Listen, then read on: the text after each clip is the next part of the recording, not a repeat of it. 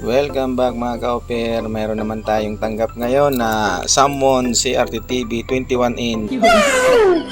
Ang sabi ni Sir, nawala daw yung yung tawag doon, yung channel. Wala nang makuha na channel kahit sa cable or antenna. Wala nang masagap daw. So ayan, i-testing natin kung yun lang talagang problema. So ayan, nag-power naman siya. So ayan o, nag-oscillate naman. So yun lang talaga ang sabi ni Sir, yung walang makuha na, walang masagap na channel. So yan ang i-repair natin kung ano ang naging dahilan. So yan, binuksan ko na. Kaya nga ikaw alam kung magaling ang tsamba mo, malakas eh. Yan, so sabi pala ni Sir, yan, nabasa daw ng tubig. So ayan, pagbungad sa atin yun, nakuha nang ko agad ng video yung tuner talaga ang may problema yun, kinalawang na ang buong niya, di baba. So kailangan natin yan tanggalin para malaman natin kung goods pa ba yan o sira na. Okay. Maraming salamat po pala kay Sir Nolibo sa pagtitiwala ng kanyang unit. Salamat po.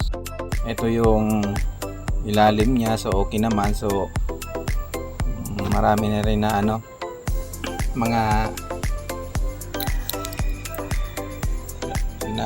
nasolda na rin ng ibang tech. So ayan, natatanggalin natin yung mga hinang dyan. So kukunin natin yung tuner. So ito na, natanggal ko na yung hinang. Okay. Ayan so yan, kukunin na natin. So ayan pagkuha natin yan puro nakalawang talaga. So may putol pa nga na paa. So yan putol yung paa dyan sa dyan sa may, siguro pumutok yan.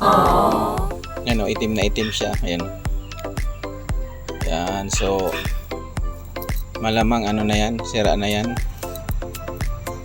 dahil sa kalawang. So papalitan na lang natin yan ng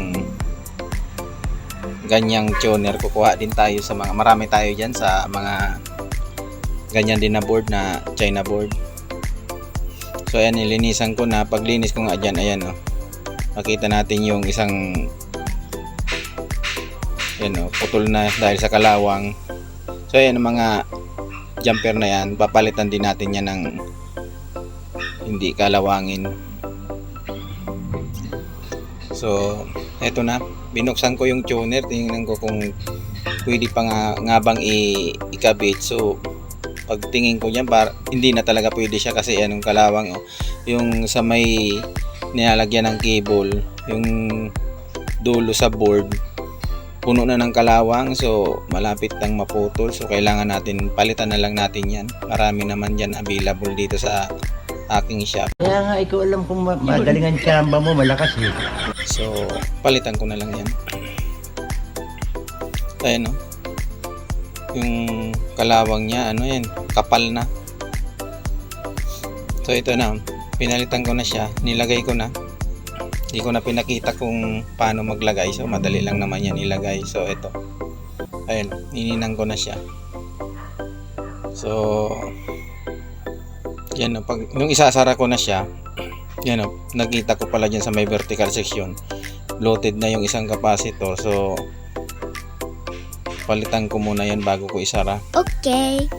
So ayan na, yan, pinalitan ko na yan ng bagong capacitor. Yan, so ayan bali 3 lang na piyesa ang inalis natin dyan. So ito na, testing na natin. So power on. Wow. So ayan na, may tao na. So okay na siya. So ibig sabihin, good na yan. Kasi ang sabi ni Sir, yun lang talaga ang problema, walang makuha, walang masagap na channel. So eto yung 3 parts. So ayan na, yan, 2 capacitor, 1 tuner. So yan, hanggang dito na lang po ang aking video. Be blessed. Shalom.